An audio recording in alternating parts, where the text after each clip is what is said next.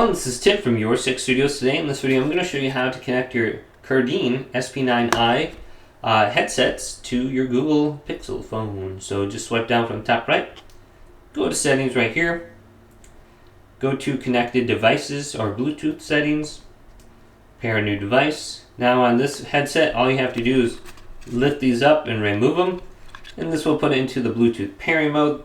The headset will start blinking and will show up under this list. Here's the SP9i. Let's tap this, check mark here, and go to pair.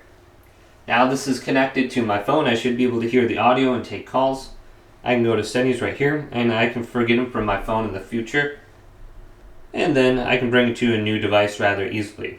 So if you have any connection problems, just go and do that and the light will start blinking again. Hopefully this video did indeed help you out. If it did, leave it a big thumbs up and subscribe to my channel down below.